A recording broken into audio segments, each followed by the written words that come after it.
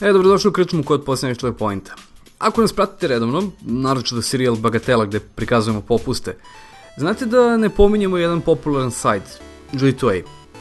U stvari ni ne podržavamo ga.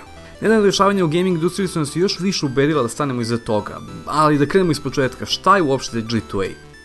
G2A je sajt koji omogućava svakom iz bilo kog kraja sveta da prodaje ključeve za igre, skinove iz, na primjer, CSGO i Steam giftove. Tako kad odete da kupite nešto, vidit ćete se sve nudi za nekoliko cena, onda vi birate kome ćete dati novac. G2 je posrednik, dakle, ne prodavnica, i oni uzimaju procenat od svake prodaje, a ljudima daju lep interfejs preko koga prodaju svoje igre.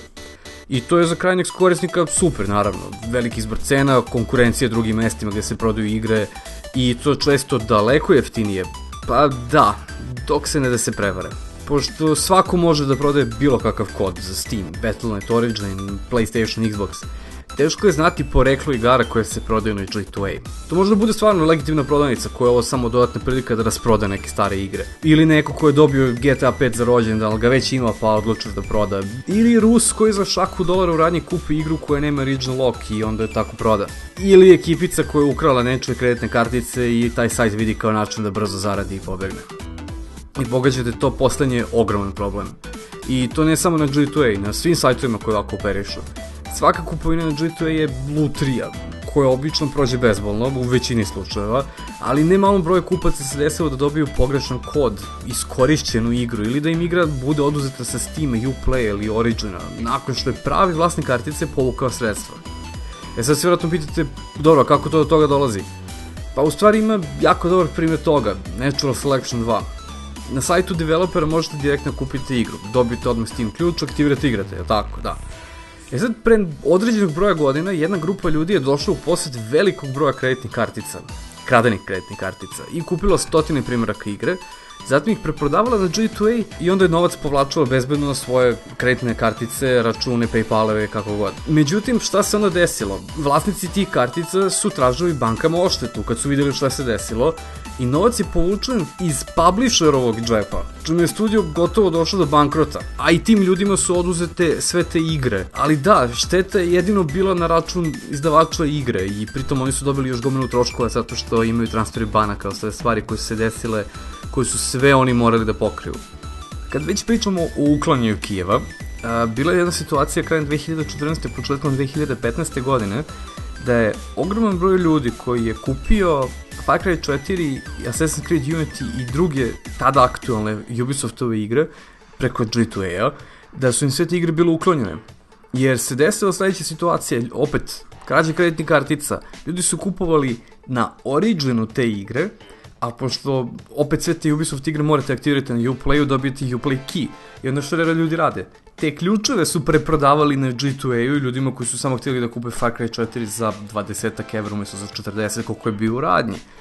I Ubisoft je krajem januara 2015. svima kojim su tako kupili ključeve ih je uklanjao. Naravno, G2A je odmah isto stavio da oni nisu krivi, da oni nisu ništa radili. Sve te tvrdnje također će vam potvrditi dosta malih developera, između ostalog i Devolver Digital koji je izdavač za dosta malih igara, koji je vrlo jasno rekao još pre nekoliko godina, nijedna igra koja se prodaje na G2A da je iz njihovog opusa nije legitimno nabavljena sa njihove strane. Sad, sve ovo u stvari se dešava zbog toga što je G2A upravo taj posrednik. G2A nije radnja kroz koju developeri i izdavači direktno prodaju igre, mada ide se polako ka tome, ali mnogo je komplikovan proces. I još jedan isto veliki problem je što G2A ne proverava nikoga. Znači, vi možete da se registrujete tamo i da prodate možda 2-3 legitimne igre i onda da krenete valjate 50 kopija iste igre, odnosno 50 puta isti ključ da dajete ljudima.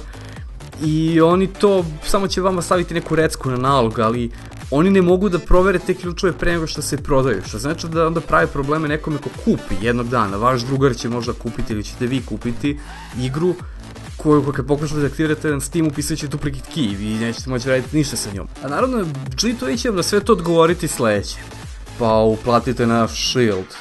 Da, šta je Shield? Ako nikad niste kupovali tamo ili niste otišli na taj sajt, pošto je očigledno da se dešavaju brojne prevare, naročito na sajtu koji je registrovan na Hong Kong, a ima kancelarije na drugom kraju sveta i slično, je što oni imaju jednu tu opciju da vi doplatite par evra za nešto što se zove G2A Shield, što je zaštita od kradenih kijeva i prevara na sajtu. Dobro razmislite sad o tome. Sad razmislite u principu šta vi plaćate. Vi plaćate osnovni support, osnovnu podršku kupcu da ga ne prevari prodavnica.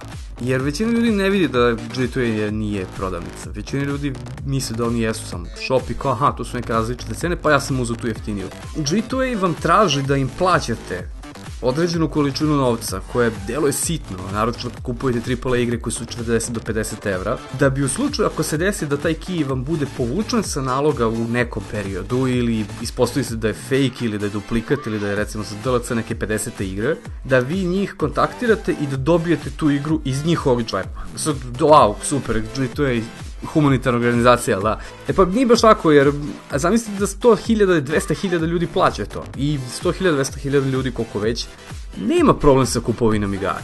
Znači da su to pola miliona evra koji su otišli njima direktno ni za kakvu uslugu. Što znači da oni mogu da povremeno priučite sebi da daju $30, $5 nekome da kupe neku sitnu igru koga je neko iz Rusije ili Tajvana zajebao. A još gora stvar je što G2A Shield se ne reklamira dovoljno jasno šta je. A to je u principu pretplata, mesečna pretplata koju vi plaćate njima, koja se jako teško sklanja sa naloga. Ima oko 10 koraka kroz koje morate da prođete, koji su bukvalno dizajnirani kao minsko polje, da vas guilt tripuju i da pritom dugme koje treba da pritisnete da otkažete i da pređete na sledeći korak da kažete da hoću definitivno da otkažem, kao ono kad nekad ne možete izaći iz igre, su napravljeni tako da jako lako možete promašiti sve to i da ostanete sa svim tim uključeni da vam oni uzimaju mesečno neke pare. A realno ljudi, da li to jedna druga prodavnica na kojoj kupujete ima? Da li vam Steam i Green Man Gaming i Gamersgate, Bundle Stars, Amazon, bilo koja fizička prodavnica, da li mi kod njih traži da platite im, daj mi još 500 dinara da ja garantujem ti da ovaj disk će da radi? Pa ne, i Steam će vam izlaziti u susret ako se desi da imate neki problem, i radnje će vam izlaziti u susret. Zašto to G2A naplaćuje? Zato što znaju tačno da će ljudi to da plaćaju da bi se osjećali sigurno, a znaju da se kod njih vara. Druga stvar isto koja može da se poredi sa svim tim su razni sajtovi za aukcije, eBay ili domaći ili Munda, koji imaju zaštitu svog kupca. Besplatno. Može vam se desiti, da, neko kaže kao kupio sam telefon, dobio sam ciglu. Naravno, ali onda si ti to slikao, javio se ovima i oni mogu nešto da preduzmu oko toga. Na kraju krajeva se pokrene neki postupak. I sve ovo stvari vam pričam zato što nedavno su se dešavala jako bitne stvari oko G2A i oko Gearboxa, gde je G2A stvari pokazao svoje lice, pokazao je da apsolutno neće da se menja takav i da je njima strava, jer ima gomila ljudi koje je baš briga. Mislim, u krajnjem slučaju ne bi trebalo ljudi da bude briga gde, odakle je došao key. Ali kada vam priđe veliki developer kao što je Gearbox sa upitnim kvalitetom nekih igara i hoće da izdaju kolekcionarsko izdanje i uopšteno sva izdanja novog Bulletstorma, to jest remastera Bulletstorma, na vašoj prodavnici i onda otkriju šta se dešava tu sve, mada je svaka njima čast što nisu proveli to napred. I onda kada je Gearbox tražio u narodnu saradnji sa Total Biscuitom i još nekim ljudima koji se i bave pravom, pravnici su ljudi, pritom što su ličnosti u gamingu, i pokušali su da nađu neku zlatnu sredinu između onoga što G2A jeste sada i što bi mogao da bude, i G2A samo kaže da nećemo. Oni su tražili njima, ok, prvih mesec dana prodaje igru, gasite Shield, to jest dajte ga besplatno svima, dajte svima besplatan support koga kupuje kod vas. Omogućite developerima da kroz aplikaciju proslede vam liste kradenih kijeva i sličnih stvari da ih uklonite sa sajta. I još neke stvari su oni tu i jako dobre ponudili i G2A sve to odbije. I tvrdi kako oni sve to već rade ili kako su ovi suludi, i ta firma mnogo voli, a verovatno mi je poznato ako živite u Srbiji ko još isto to radi, da umesto da odgovori na pitanje, dere se na druge. I G2A zbog toga može da učini mnogo više štete gamingu nego bilo koji loš review ili bilo kakva ekskluziva ili sledeći konzolni rat koji će se desiti verovatno kroz 2-3 godine.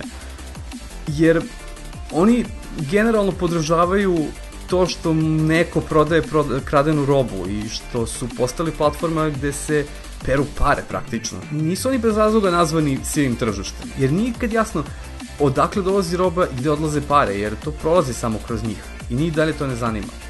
I to su sve razlozi, to su samo neki od razloga zbog kojih mi na KPC-u ne podržavamo G2A.